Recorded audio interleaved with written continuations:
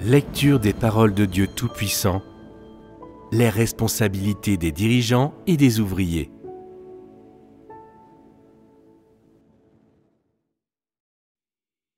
Les responsabilités des dirigeants et des ouvriers. 24. Point 14.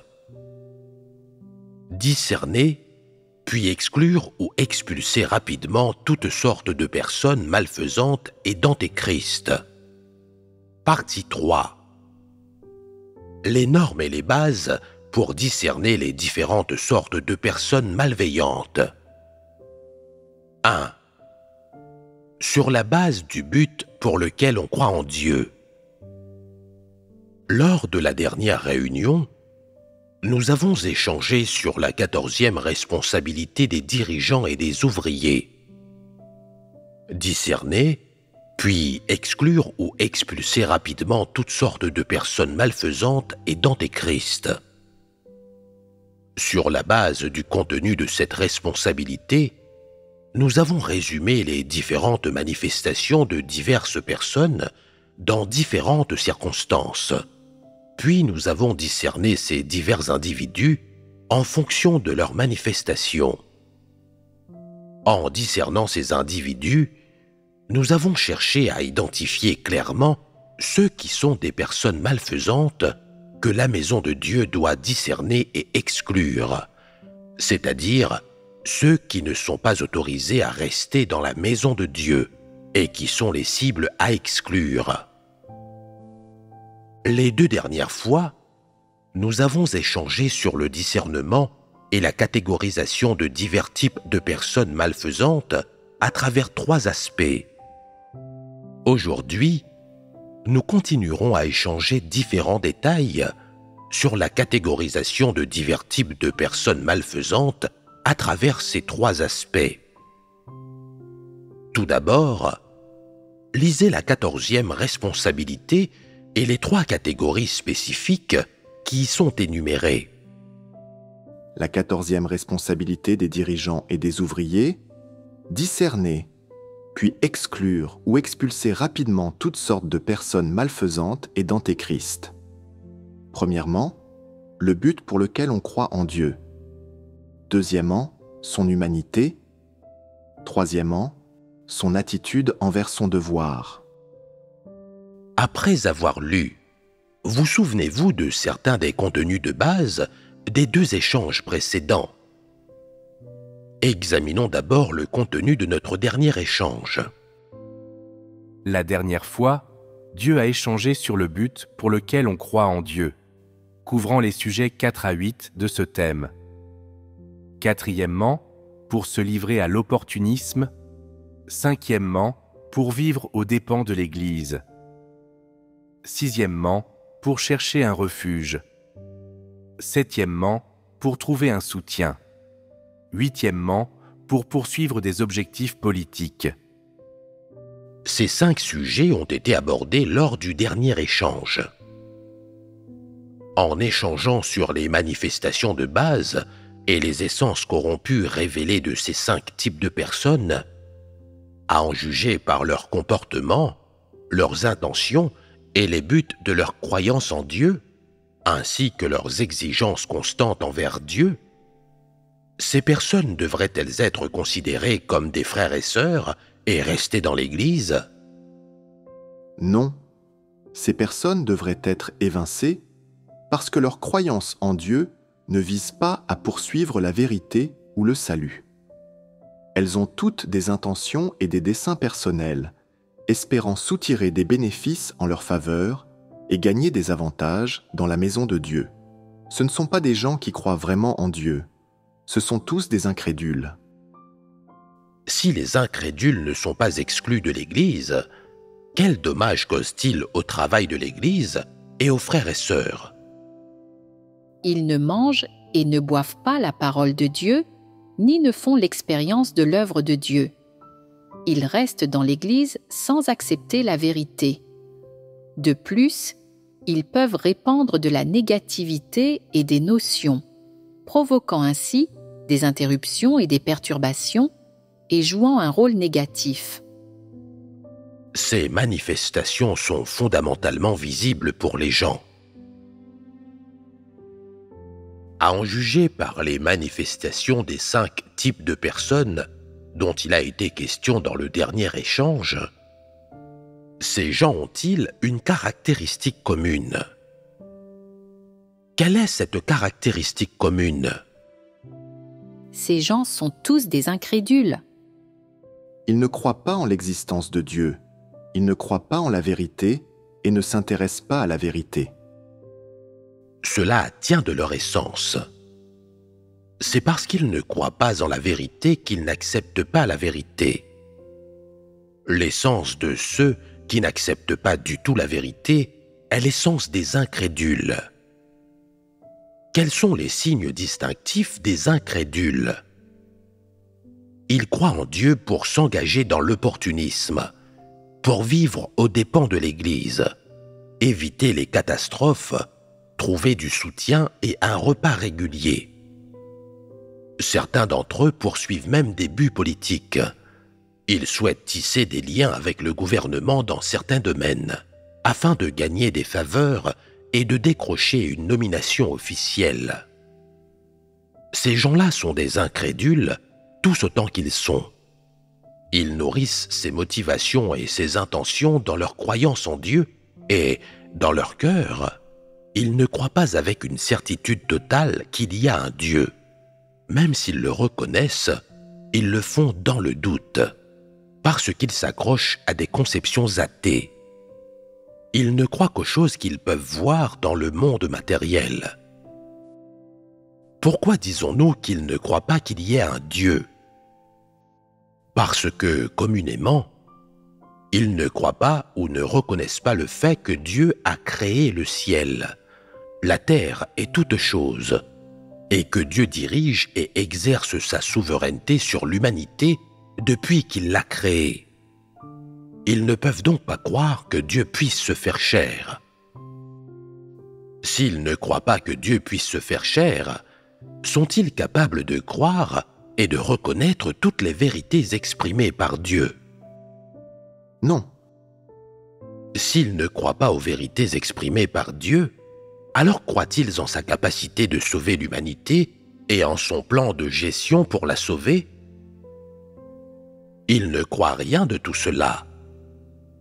Quelle est la racine de leur incrédulité? C'est qu'ils ne croient pas à l'existence de Dieu. Ils sont athées et matérialistes. Ils croient que seules les choses qu'ils voient dans le monde matériel sont réelles. Ils croient que la gloire, les avantages et le statut ne peuvent être obtenus que par des stratagèmes et des moyens fâcheux. Ils pensent que le seul moyen de prospérer et de mener une vie heureuse est d'adopter des philosophies sataniques. Ils croient que leur destin ne dépend que d'eux et qu'ils doivent compter sur eux-mêmes pour se créer et se garantir une vie heureuse. Ils ne croient pas en la souveraineté de Dieu, ni en sa toute-puissance. Ils pensent que s'ils comptent sur Dieu, ils n'obtiendront rien. Au fond, ils ne croient pas que les paroles de Dieu peuvent tout accomplir, et ils ne croient pas en la toute-puissance de Dieu. Voilà pourquoi des intentions et des objectifs tels que s'engager dans l'opportunisme, vivre au crochet de l'Église, chercher refuge, trouver un soutien, se lier d'amitié avec le sexe opposé et poursuivre des buts politiques, le tout en s'assurant un poste officiel et des repas réguliers, naissent de leur croyance en Dieu. C'est précisément parce que ces gens-là ne croient pas que Dieu est souverain sur tout qu'ils sont capables d'infiltrer audacieusement et sans scrupule l'Église avec leurs propres intentions et objectifs, souhaitant mettre leur talent à profit ou satisfaire leurs souhaits dans l'Église. Si bien qu'ils s'infiltrent dans l'Église pour satisfaire leur intention et leur désir d'obtenir des bénédictions. Ils visent la gloire, le profit et un statut dans l'Église, et s'assureront par là même des repas réguliers. dans leur comportement, ainsi que dans leur nature essence, on peut voir que leurs objectifs, leurs motivations et leurs intentions pour croire en Dieu ne sont pas légitimes, et qu'aucun d'entre eux n'accepte la vérité ou ne croit sincèrement en Dieu. Et même lorsqu'ils s'infiltrent effectivement dans l'Église, ils ne font qu'occuper des sièges et ne jouent aucun rôle positif. Par conséquent, l'Église ne doit pas accepter ces gens-là.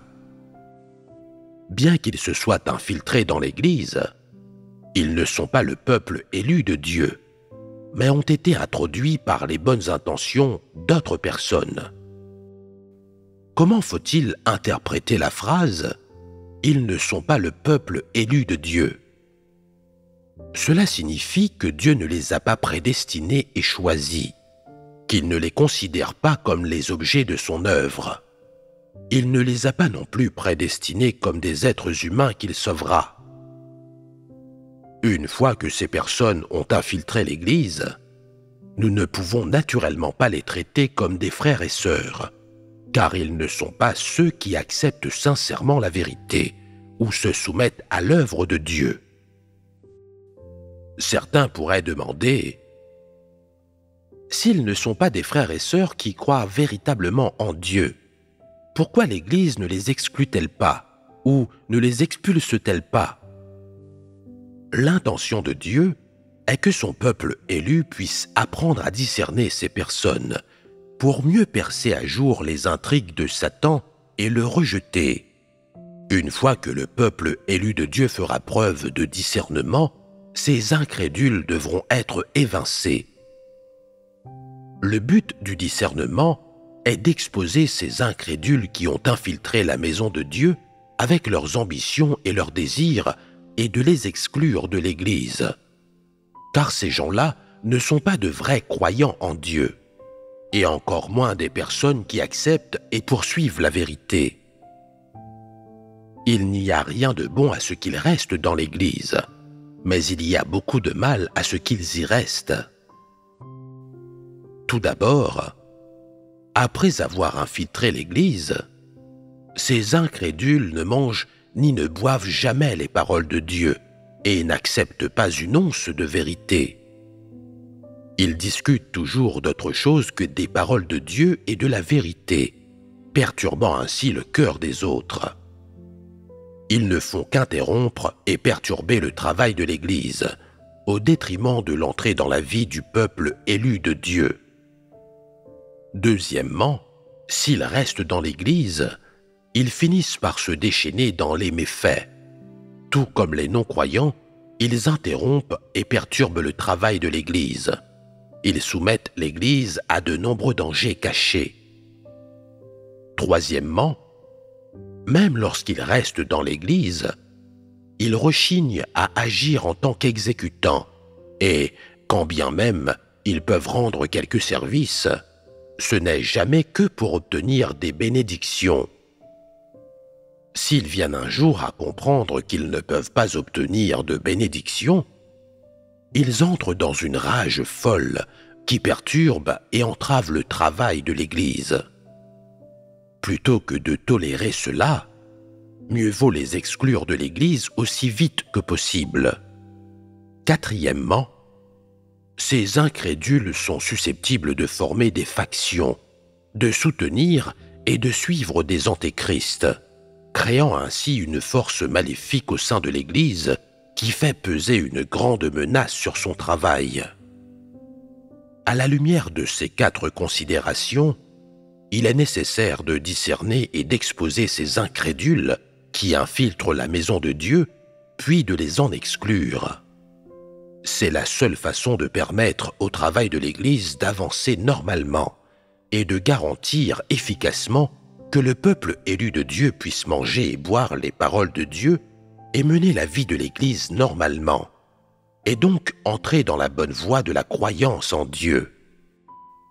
En effet, l'infiltration de ces incrédules dans l'Église est particulièrement préjudiciable à l'entrée dans la vie du peuple élu de Dieu.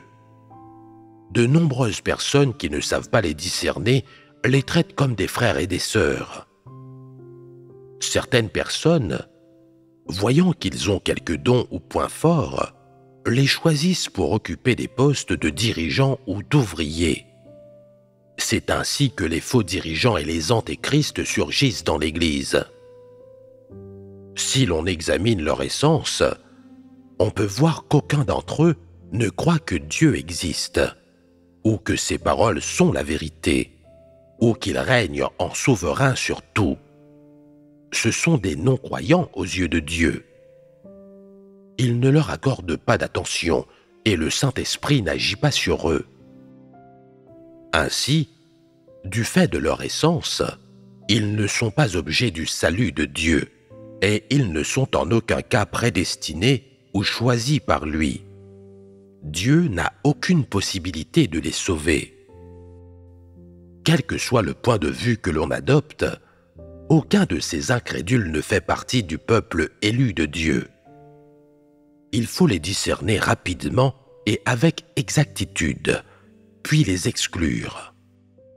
Il ne faut pas les laisser se cacher dans l'Église et perturber les autres. Ces incrédules s'infiltrent dans l'Église avec des objectifs et des motivations divers, et il se peut qu'au départ, tu ne sois pas en mesure de les percer à jour ou de les discerner.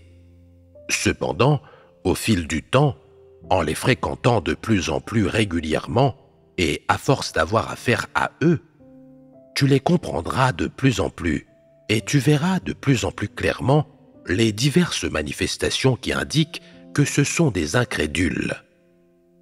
N'est-il pas alors plus facile de les discerner à partir des paroles de Dieu ? Si tout le peuple élu de Dieu peut discerner les incrédules, alors il est temps de les révéler et de les exclure. Indépendamment de leur caractère, de leur statut social, et aussi grande que soit leur ancienneté dans l'Église, si après plusieurs années passées à écouter les sermons, ils ne peuvent toujours pas accepter la vérité et sont pleins de notions sur Dieu, ils sont déjà révélés en tant qu'incrédules. Compte tenu de leurs objectifs et de leurs manifestations dans leur croyance en Dieu, ils sont sans aucun doute ceux qui doivent être exclus ou expulsés. Tel est le travail de purge qu'une Église doit effectuer à chaque époque. Le thème du but de la croyance en Dieu couvrait 8 points, ce qui signifie qu'il existe 8 types de personnes dont les manifestations sont suffisantes pour nous permettre de discerner divers types de personnes malfaisantes, puis pour leur attribuer des caractères précis et les gérer en conséquence. En bref, ces 8 types de personnes ne peuvent pas rester dans l'Église. Certains pourraient demander « Chacun de ces 8 types de personnes ne présente-t-il qu'un seul type de comportement ?»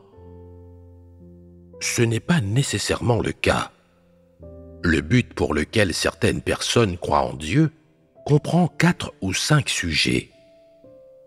Elles cherchent un refuge, vivent aux dépens de l'Église, se livrent à l'opportunisme, poursuivent des objectifs politiques et aléatoirement, recherchent le sexe opposé, infiltrant l'Église pour séduire les autres sans retenue.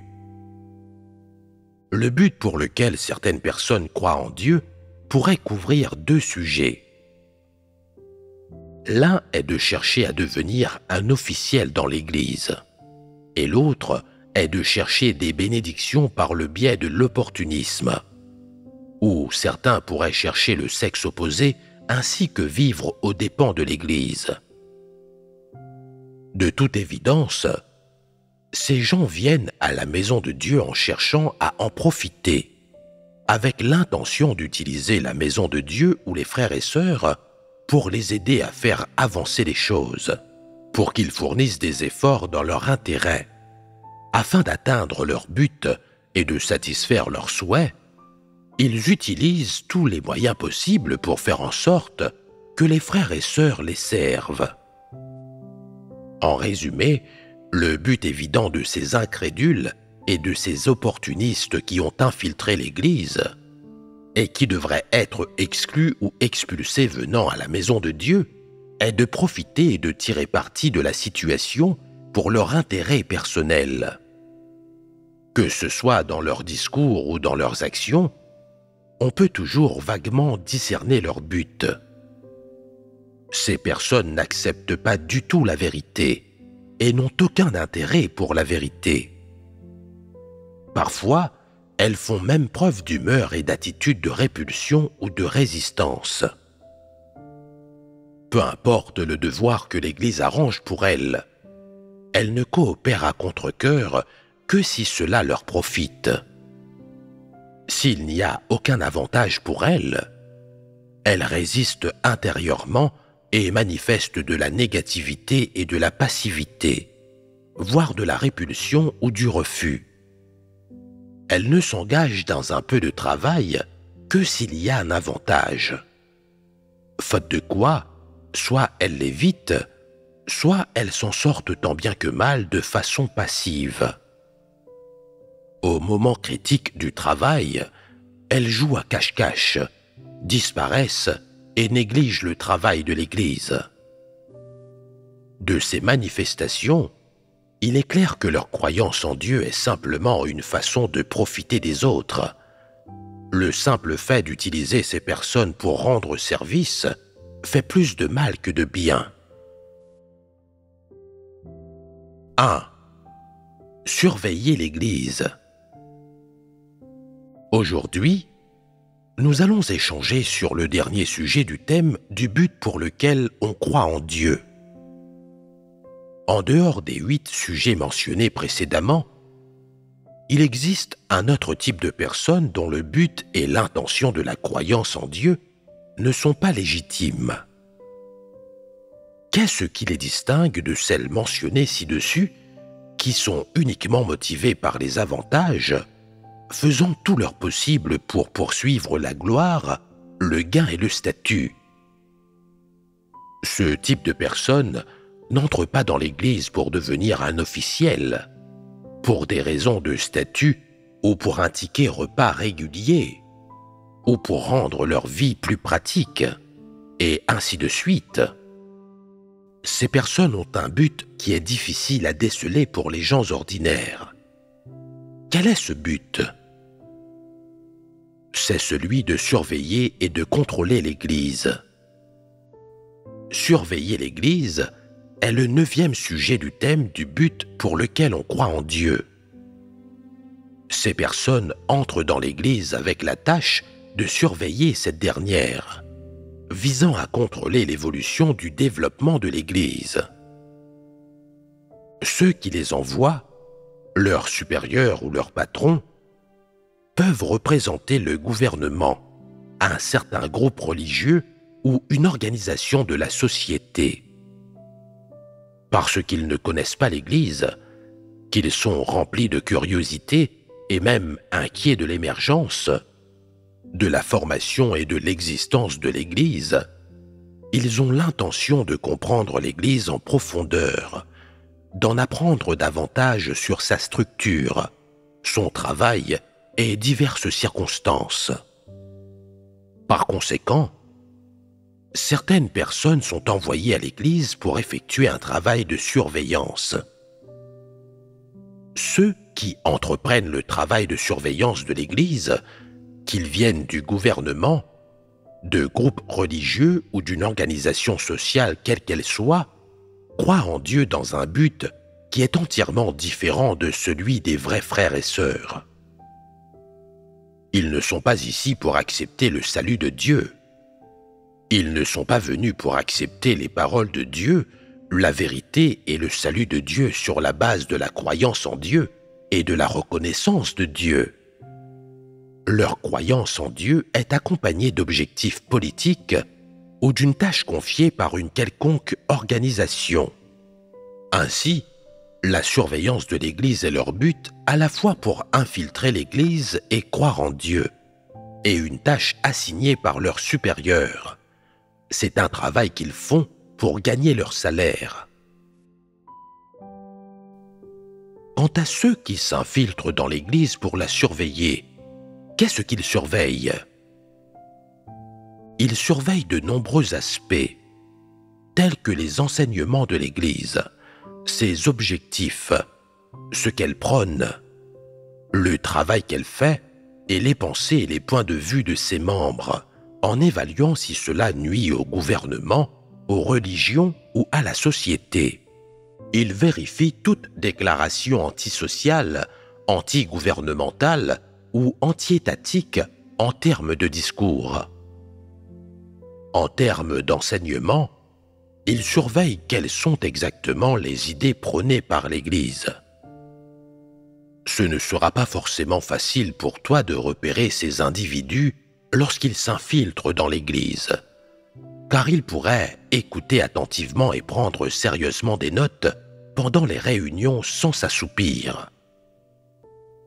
Ils pourraient même résumer avec le plus grand sérieux les discours de divers individus à chaque réunion, finissant par résumer et catégoriser les différents points de vue et pensées de diverses personnes pour voir lesquels s'alignent sur les intérêts et les exigences du gouvernement national et lesquels sont préjudiciables à la gouvernance de l'État, sont en désaccord avec le gouvernement, etc. Il pourrait résumer et catégoriser de façon méticuleuse ces points de vue profondément ancrés chez les membres de l'Église en tenant des registres. Pourquoi font-ils cela? Parce que c'est leur travail, leur tâche. Ils doivent en rendre compte à leurs supérieurs.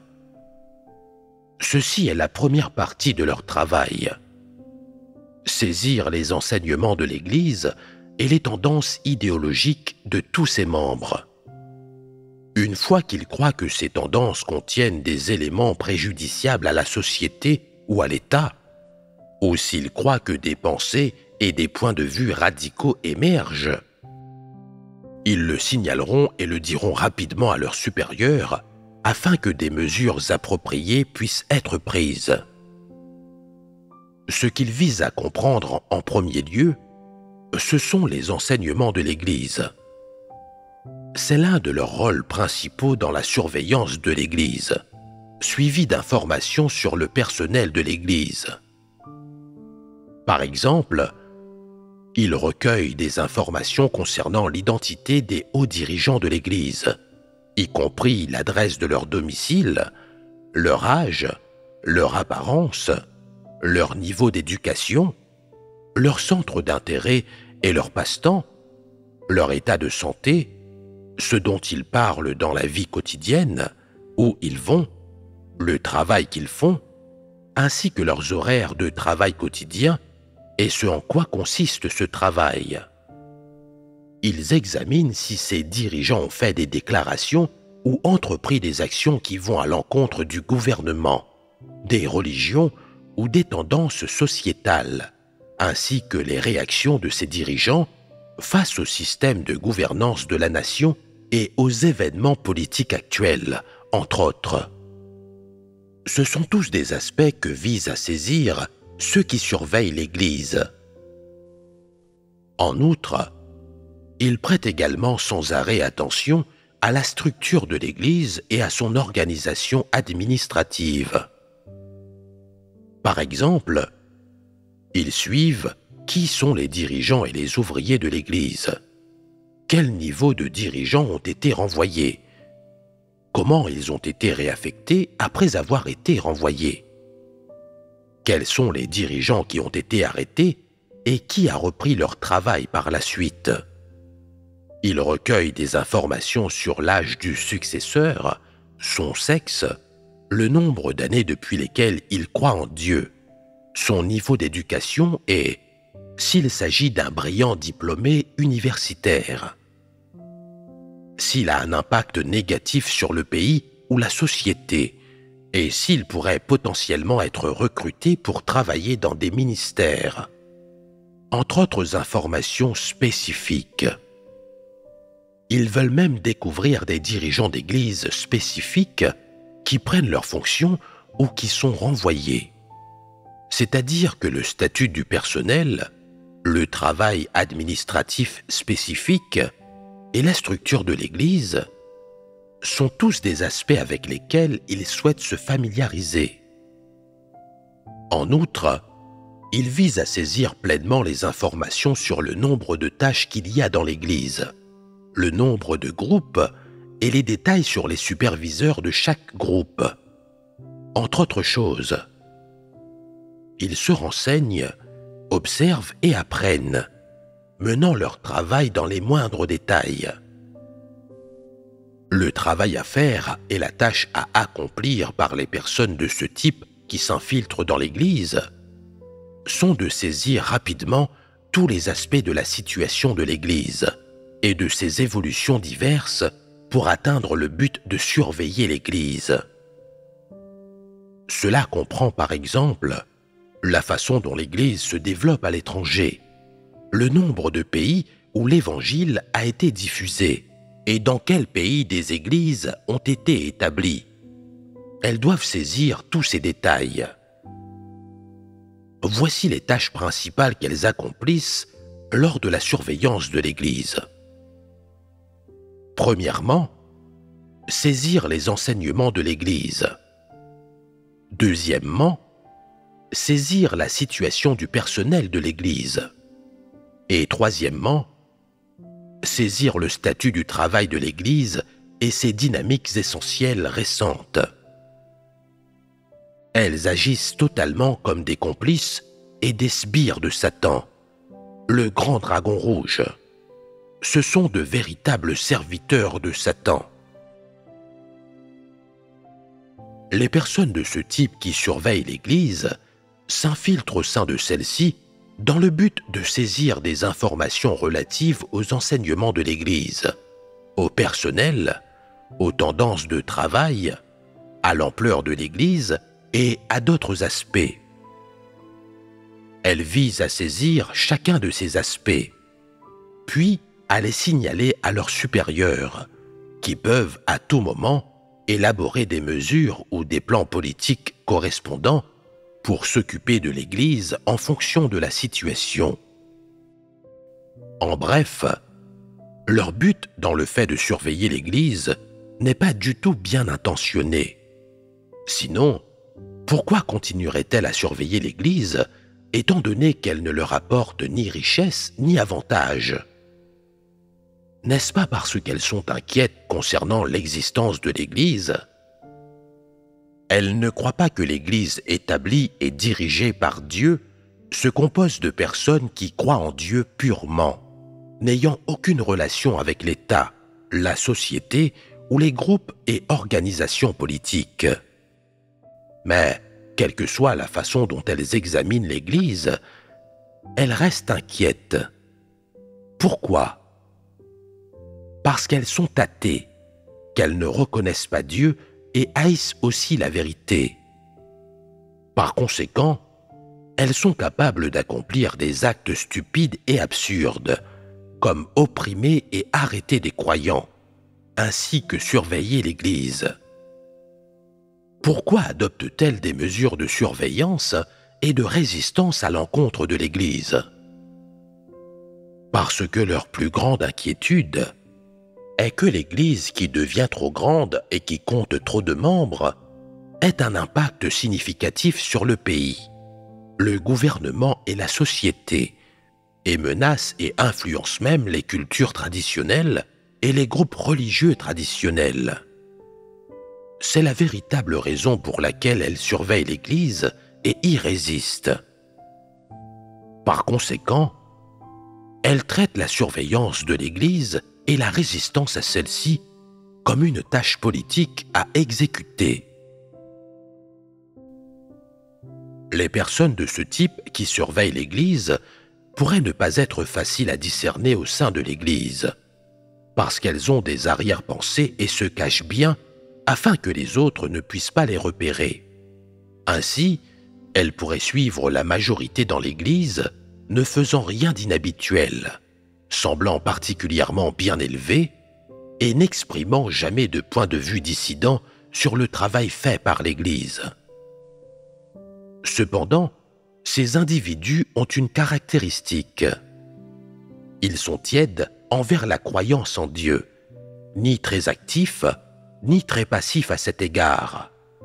Ils peuvent faire une petite partie des devoirs qui leur sont assignés, mais ils ne révèlent jamais leurs informations personnelles, telles que l'endroit où ils travaillent, leur situation familiale, ou s'ils ont déjà cru en Dieu auparavant. Si quelqu'un parle de travailler dans un ministère, ils sont très évasifs, évitant de donner des opinions sur le gouvernement, la politique, les politiques ou la religion. Leur comportement se caractérise par le fait qu'ils évitent tout sujet sensible. Ils ne critiquent pas le gouvernement et ne font pas son éloge, et ne discutent pas non plus de ses politiques ou de son système de gouvernance. Quand quelqu'un souligne qu'un individu en particulier est un espion, ils deviennent particulièrement nerveux et peuvent même vite se lever pour se défendre. En plus de leur nervosité, tu pourrais aussi remarquer dans leur regard une tendance à éviter ces sujets sensibles. Ils se tiennent à l'écart de toute personne qui peut les percer à jour. De plus, ils reçoivent souvent des appels de sources inconnues ou sont contactés par des personnes mystérieuses, non associées à l'Église, qui interagissent avec eux.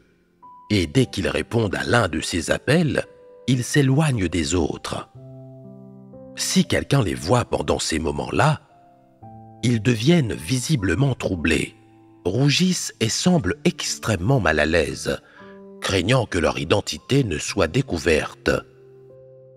En plus de recueillir secrètement des informations sur l'Église, ils se renseignent aussi de temps en temps sur la situation concernant les frères et sœurs, en posant des questions comme « Depuis combien d'années est-ce que tu crois en Dieu ? Est-ce que tes parents croient en Dieu ? Est-ce que les membres de ta famille sont sur le continent ? Parmi les membres de ta famille, qui sont sur le continent ? Lesquels croient en Dieu et depuis combien d'années ? Quel âge ont-ils ? Combien de personnes y a-t-il dans votre église locale ? Comment vont-elles maintenant ? De temps en temps, ils recherchent des informations sensibles et privées que les gens ne veulent pas divulguer. Dans les interactions normales entre les frères et sœurs, personne ne demande délibérément ou activement des informations personnelles sensibles si quelqu'un n'est pas disposé à les partager.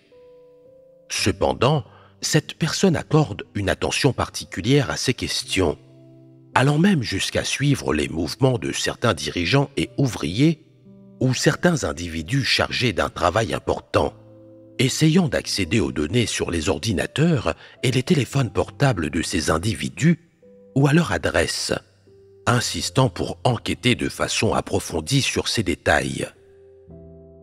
Si elle remarque qu'un certain dirigeant n'a pas assisté à une réunion, elle demandera « Un tel n'est pas présent à la réunion aujourd'hui.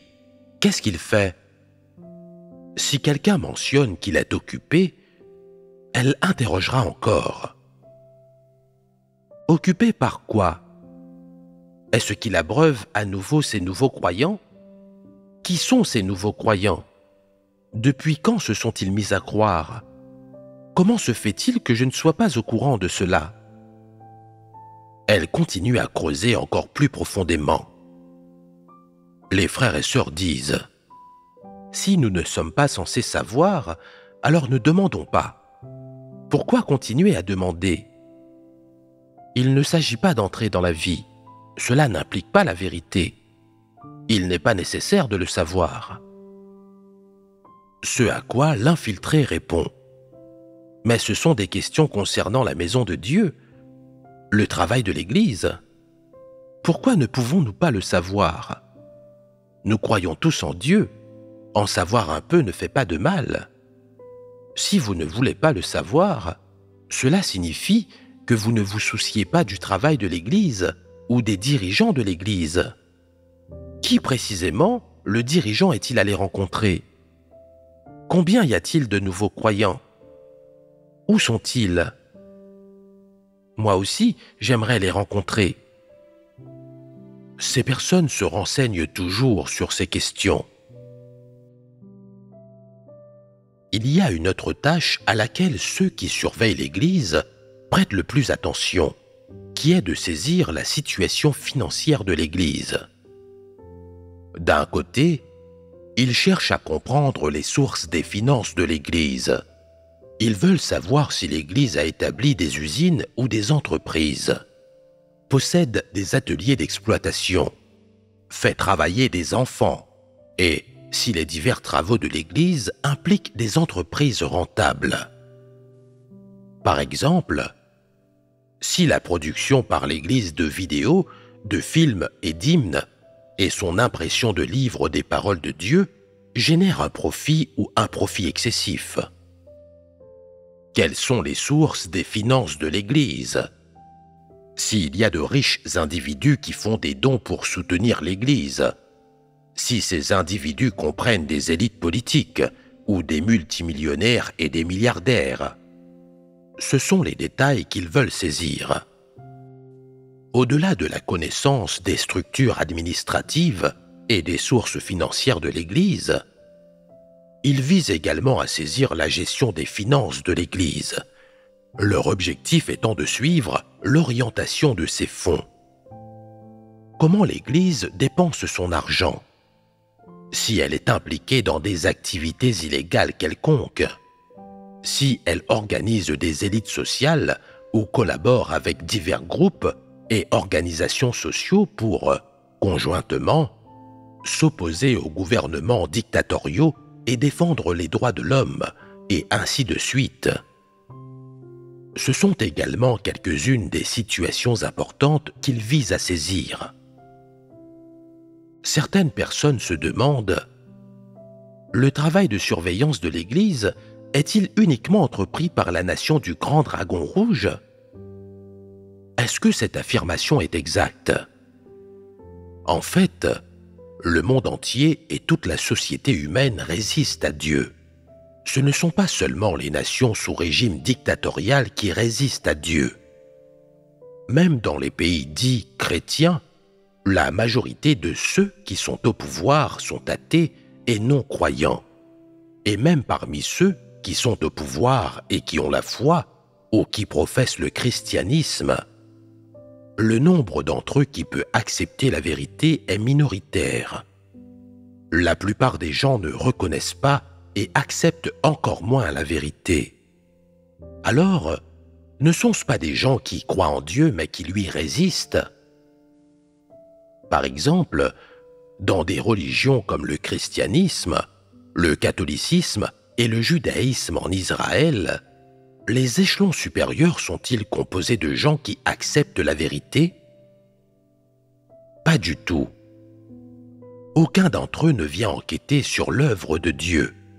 Pas un seul ne peut accepter la vérité. Pour être précis, ce sont tous des incrédules. Tous résistent à Dieu et sont des antéchrists. Ils perturbent et sabotent l'œuvre de Dieu et répriment et persécutent brutalement ceux qui suivent Dieu. Ce qui est prouvé par leur traitement de l'œuvre de Dieu lors des derniers jours. Quelle dénomination permet à ces croyants de librement enquêter sur le vrai chemin, d'écouter des prédicateurs de l'extérieur ou de recevoir des étrangers? Pas une seule ne peut le faire. Quelle race ou quelle nation est amicale avec l'Église? C'est déjà louable si elle vous accorde un peu de liberté religieuse et un peu de répit. Tu t'attends encore à ce qu'elle te soutienne en plus de ça? Lorsque l'Église de Dieu apparaît, ou lorsque l'Église commence à prêcher l'Évangile, ces personnes qui ne croient pas du tout en l'existence de Dieu et qui ressentent une répulsion et une répugnance particulière envers les vérités exprimées par Dieu, entreprennent alors un travail spécial qui consiste à assigner des individus à surveiller l'Église de près. Surveiller signifie ici épier, saisir et contrôler, c'est-à-dire épier, saisir et contrôler étroitement tous les aspects de l'Église à chaque période. Certaines personnes disent « Publiquement, ils n'ont pas condamné l'œuvre de Dieu ou ne s'y sont pas opposés, et nous n'avons pas non plus subi de persécution ou de harcèlement dans notre vie locale. » Nous pensons que croire en Dieu, se réunir, faire notre devoir et diffuser l'Évangile à l'étranger est beaucoup mieux et plus sûr que dans la nation du grand dragon rouge. Nous n'avons connu aucune interférence. Tu ne devrais pas nier leur travail de surveillance de l'Église simplement parce qu'il n'y a pas eu d'interférence et qu'une certaine liberté t'a été accordée. Le peu de liberté religieuse que tu reçois est une institution sociétale de base.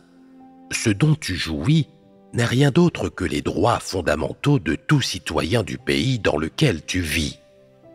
La jouissance de ces droits fondamentaux ne signifie pas que le gouvernement national, les groupes sociaux ou le monde religieux ont accepté et reconnu l'œuvre de Dieu et le travail de l'Église, qu'ils sont devenus amicaux ou qu'il n'y a plus d'hostilité ni de surveillance. N'est-ce pas le cas? Cette question n'est pas abstraite, n'est-ce pas? Non.